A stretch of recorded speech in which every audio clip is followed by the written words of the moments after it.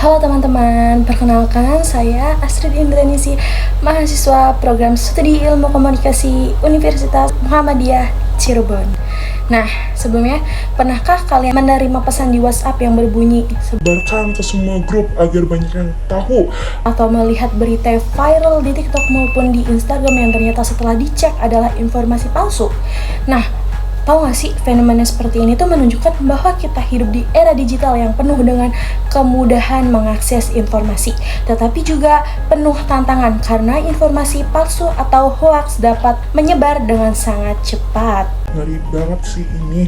Nah, melalui video ini saya akan membahas mengapa masyarakat mudah percaya hoax, pentingnya literasi digital, serta bagaimana materi yang saya pelajari dari Klik Literasi Tempo bertajuk Digital Citizenship Anti Hoax Squad dapat membantu kita menjadi masyarakat yang lebih kritis dalam menerima dan menyebarkan informasi.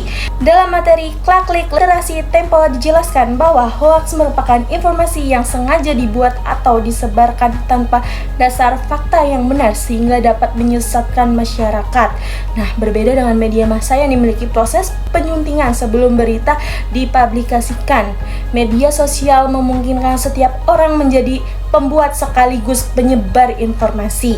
Nah, inilah yang membuat penyebaran hoaks menjadi sangat cepat atau sangat pesat. Nah, menurut penelitian Anissa Rizky Sabrina, media sosial menjadi salah satu saluran utama penyebaran hoaks sehingga masyarakat perlu memiliki kemampuan literasi digital agar mampu membedakan informasi yang benar dan yang menyesatkan. Nah, hoaks tidak hanya menyebabkan kesalahpahaman saja loh, tetapi juga dapat memicu kepanikan, konflik sosial, bahkan menurunkan kepercayaan masyarakat. Pertanyaannya adalah, mengapa sih banyak orang masih percaya terhadap hoax ini? Nah, menurut saya, salah satu penyebabnya adalah karena hoax biasanya dikemas dengan judul yang sensasional, memancing rasa takut, marah, atau penasaran. Nah, ketika emosi lebih dominan daripada logika, seseorang cenderung langsung mempercayai dan membagikan informasi tanpa melakukan verifikasi terlebih dahulu. Karena saya pun pernah seperti itu. Nah, pengguna media sosial hanya membaca judul tanpa membaca isi berita secara utuh.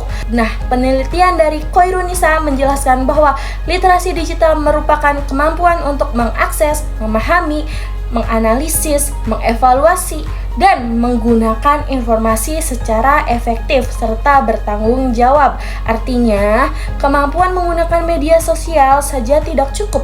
Kita juga harus mampu berpikir kritis terhadap setiap informasi yang diterima. Nah, fenomena hoax dapat dijelaskan melalui beberapa teori komunikasi massa.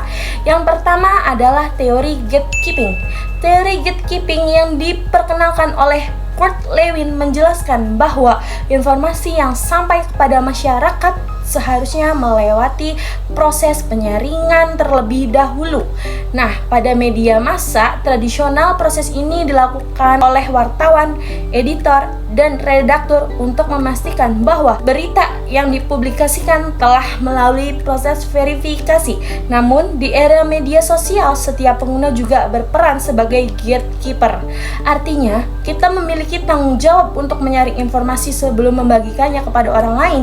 Nah, kedua itu ada teori usage and gratification. Menurut Katz, Blumler, dan Gurvitch, audiens merupakan pihak yang aktif memiliki media sesuai kebutuhan dan minatnya. Nah, masalahnya banyak orang hanya mencari informasi yang sesuai dengan keyakinannya saja.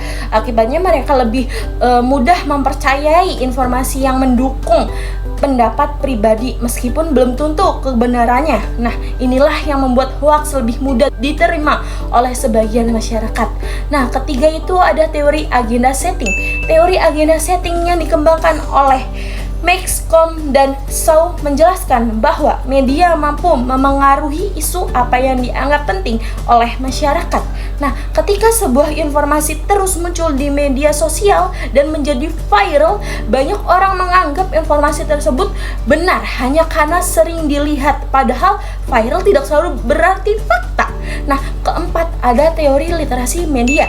Menurut W. James Potter, literasi media merupakan kemampuan seseorang untuk mengakses, menganalisis, mengevaluasi, dan memahami pesan media secara kritis. Semakin tinggi kemampuan literasi media, seseorang maka semakin kecil kemungkinan ia mempercayai ataupun menyebarkan hoaks. Konsep ini sejalan dengan materi Klik Literasi Tempo yang menekankan pentingnya cek fakta sebelum membagikan informasi.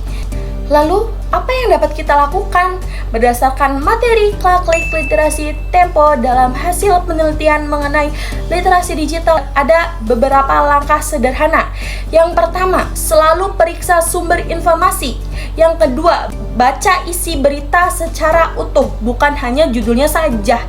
Yang ketiga, bandingkan informasi tersebut dengan media terpercaya. Keempat, memanfaatkan situasi pemeriksa fakta atau informasi resmi dari lembaga pemerintah maupun media kredibel. Yang kelima, jangan terburu-buru membagikan informasi sebelum yakin bahwa informasi tersebut benar. Menurut saya, langkah-langkah sederhana ini dapat membantu kita mengurangi penyebaran hoaks sekaligus menciptakan ruang digital yang lebih sehat. Dari pembahasan ini dapat disimpulkan bahwa penyebaran hoaks bukan hanya disebabkan oleh perkembangan teknologi saja, tetapi juga oleh rendahnya kemampuan literasi digital masyarakat.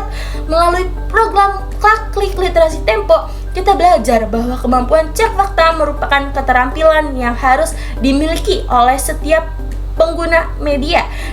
Sebagai mahasiswa dan generasi digital, kita memiliki tanggung jawab untuk menjadi pengguna media yang kritis, cerdas, dan bertanggung jawab.